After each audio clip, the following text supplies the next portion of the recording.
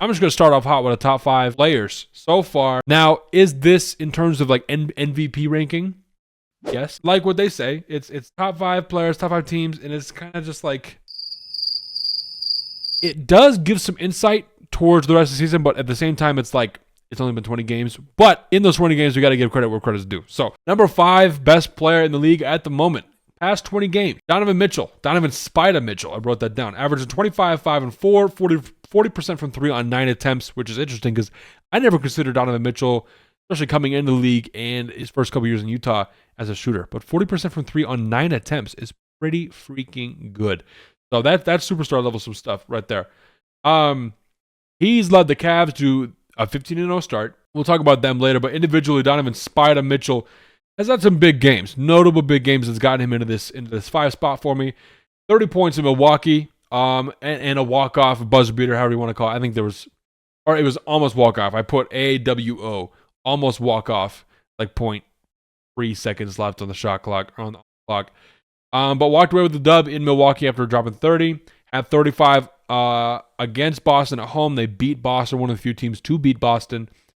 And the team only has 3 losses. I wrote this a couple days ago. They've since lost again. Who they lost to, I forgot. Was it the Heat? I think it was the Heat. So now they're 15-4. But basically, the way I've been explaining it to people are like, hey, what do you think about the Cavs? And I'm like, honestly, think about, they had a 15-0 run to start the season. So you effectively are playing 67 games where you can get a loss.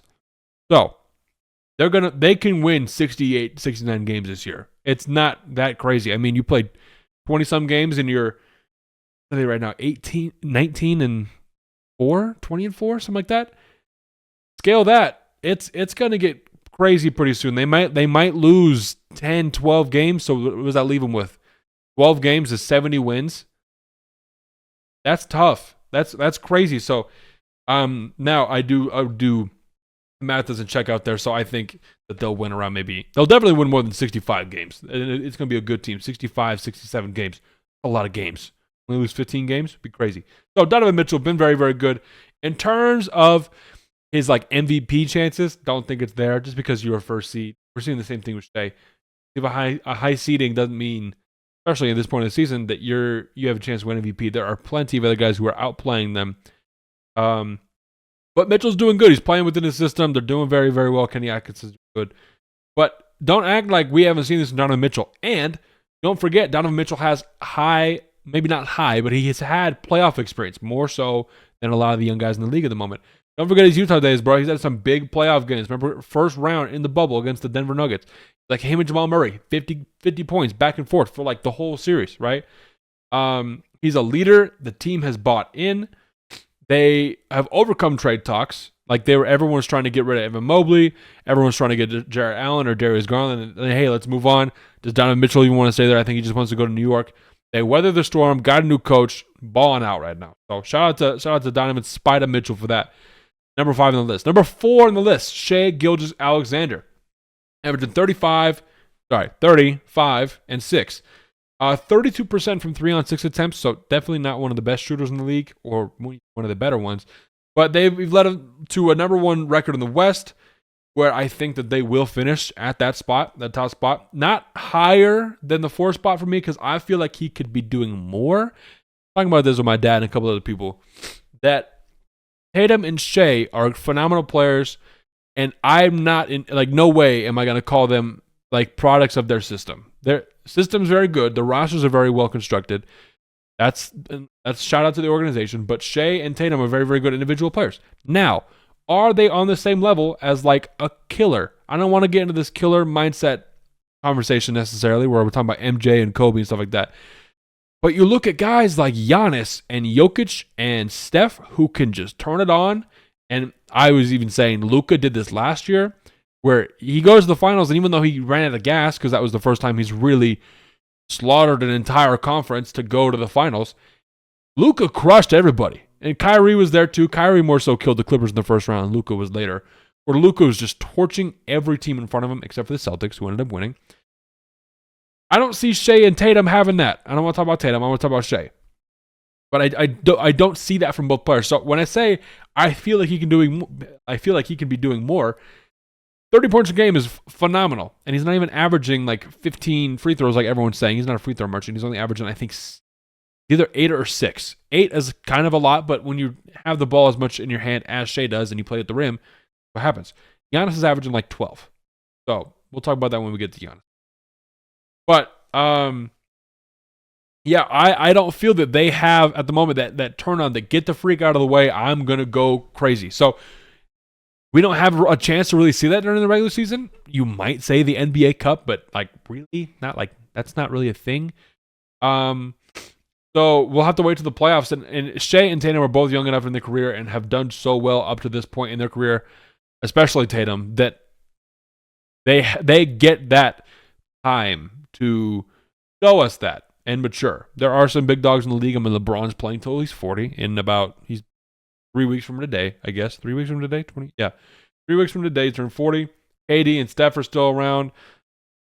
Clippers fan, I got to mention Kawhi. He's older. James Harden's older. You know, there's more superstars in the league because people are playing older, and so it's a lot more cramped and tight. So that being said, number 3, Jayson Tatum. He's been a great individual player, even though he's playing on a great system and great team like I've been talking about. 28, 9, and 6 with 37% from 3 on 11 attempts. So the one thing with Tatum with that, like I said, he's not like a necessarily offensively like explosive player where it's just I can get bucket. It just seems like they're in takeover. I think that's the perfect thing. Like in 2K, you get hot, you get takeover like NBA Jam. Luka did that where it was like I can get buckets from anywhere in the court.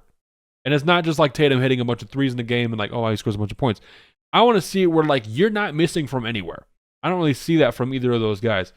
And especially not from Tatum last year in the playoff run because he didn't win a Finals MVP and he was playing well. Wasn't playing bad, but Jaylen Brown kind of had more of that. Didn't really have a lot of it, but it was more than Tatum.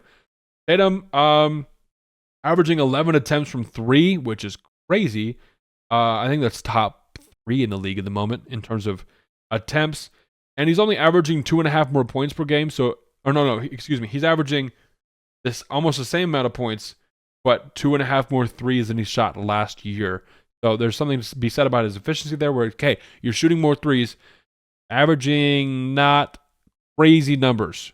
Like if you're shooting 11 threes, potentially if you get that efficiency up, you should well be over 30 points per game. So very interesting to see how that works.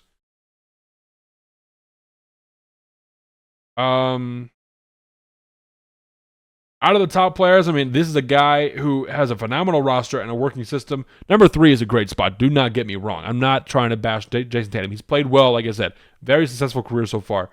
But I cannot compare Jayson Tatum just because him and Shai have they've been playing well. Their teams are in the top of their respective conferences. Top 1 or 2. I can't put them over these next 2 guys. So you probably know who these 2 are. And you might be wondering who's at 1 and 2. I'm going to cut the bull crap. Giannis is at number 2. 32, 12, and 7 is what he's averaging on 63% from 2 on 20 attempts per game. So he's making about 11, 12 buckets inside the three-point line a game. So he leads the league in dunks and leads the league in scoring. And I will talk about this more later in the pod. We got a lot to talk about. Like I said, I got 4 more categories after this. It's gonna be fun. I love doing this stuff. If you love this, let me know because I love doing this. I said Giannis, like early preseason, I compared Giannis to a raging bull. I said he's gonna be pissed off. And they started bad, and the media was all on his back and like, yo, they're not playing good. They're not gonna be playing good. The Bucks are looking like a failure this year. And Giannis said, shut up, grabbed his whole team by the back of the neck and dragged him back on the court. And I think they're above 500 at this point. I think the last I checked, they're either 10 and 11 or 11 and 10. I should have fact checked that.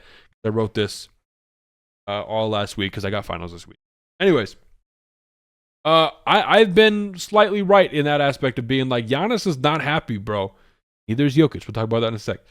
And he is showing. So Giannis is easily my wild card to go out of the East because playoffs is a long way away, but you do not want to play this dude. This dude is mad, angry, and he's playing well. I saw him hit a pull-up hezzy jumper.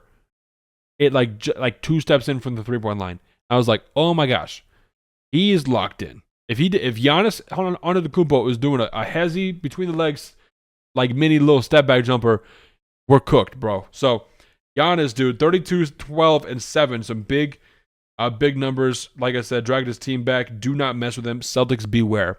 A great system in Boston, but boy, do they shoot a lot of threes. You do not want a series where you just randomly, Eastern Conference Finals, second round, what have you. You don't play well for 2-3 games, and you miss a bunch of threes, and Giannis plays normally, and they win the game, and then Giannis has a chance to play well and capitalize and win a series. Do not want to be in that situation. Nobody in the league wants to be in this situation. This dude might be at the top of the list in terms of turn it on, shut everyone up, I'm going to go get a ring. Because he's done it before. Luka is right under that. Luka didn't capitalize. But Giannis, do not mess with this dude. By the way, he's averaging 32, 12, and 7, doing it with less minutes than all of the people I've mentioned so far, except for Donovan Mitchell. Very impressive. It's efficiency. It's being mad, I guess. It's all these things that are allowing him to do this point. And their team's finally playing well. Dame's stepping it back up. I think Chris Middleton's back or soon to be coming back. So, anyways, that leads us to our number one pick. Obviously, top 5 players. The number one player is Nikola Jokic. This dude is having a literal career season, averaging 30 points per game, 13 rebounds, and 10 assists. Never averaged a triple-double. If you've not, I didn't believe that until I looked it up. I think last year when I was doing a video on him. Man's never averaged 10 assists in a game. I think he averaged 9.8, which I would be mad about because that basically comes down to your teammates making shots or not. Over the course of an 82-game season, you lost like 0.2. That's your homies missing shots. So we'll talk about the Nuggets selling their future in a little bit. Getting a little crazy. But Nikola Jokic, 30, 13, and 10 were 58% from 2 inside the arc on 16 attempts per game. So it's a stat career high across the board. Every statistical category for Nikola Jokic this year is increased. Now, this is where we're like talking about this little thin line again, where it's the 20 games. But dog, we are going to have some fun conversations if this man wins a 4th MVP. Back that up, we're going to have some fun conversations about him winning a 4th MVP if he can average a triple-double. Because Westbrook's done that before, sure. Oscar Roberts has done it before. But this man is 7 feet tall.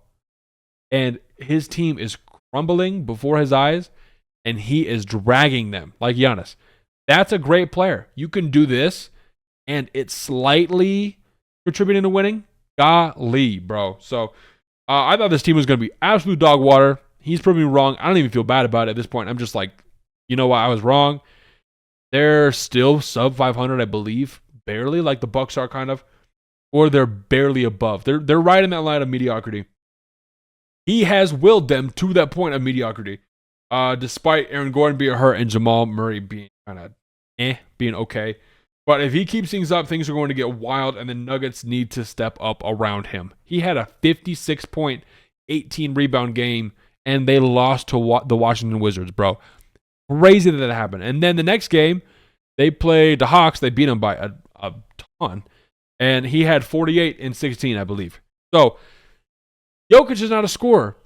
But notice how he has like no assists. He's not getting triple-doubles because the guys on his team are not making buckets. Jokic is always passing. His teammates are selling. It's crazy. So, that's my top 5 players. Excuse me. Crazy situation in Denver. The front office is selling. I saw a video from Kenny Beecham, and he's talking about they played the blame game where he drew a circle, and he was like, how much blame is on whatever. Dude, 50% of that blame from Kenny Beecham for the Nuggets was on their front office. They have sold the bag 100%. You got Nikola Jokic, who's like, if we're talking about this dude winning a 4th MVP, get this dude some teammates, bro. Stop playing Julian Strawther and Peyton Watson. Like, great players. This is not the time to play young guys. I agree with Michael Malone. Why the freak would we play a bunch of 20-year-olds when you have, I think he's 29 or 30, Jokic. When you got Jokic on the court every night balling out. Let KCP walk? Cool. Okay, we won a ring with KCP, but I guess that means nothing now? Like, come on, bro. It's getting ridiculous. I don't even like the Nuggets. I'm a Clippers fan, actively rooting against the Nuggets in the West past couple of years because they've been good. And I want the Clippers to be better than them, but that hasn't happened. And I am saying, get this man some help because I want to see this man succeed individually. Not individually, but his team shouldn't be the reason that he's not in MVP talks. Because I've seen people, namely on like, Gilbert Arenas, I guess Gilbert's Arena, I'm going to say that. On Gilbert's Arena, he was talking about, Jokic and Giannis can't be an MVP conversation because their teams, I think they're like the 8th or the 9th seed, and you've never seen someone. It's like, okay, I get that. That's where the 20 games of the season comes in, because it's like, he's playing well, and if he keeps it up, it's going to be good. But also, you got to, on the other side of the coin, if the team keeps playing this way, and they're going to get the 8th or 9th seed, and that's how it ends up being, you're not going to win a 4th MVP. Crazy situation. So get this man some help. I kind of want to see the Nuggets win now because Jokic is balling.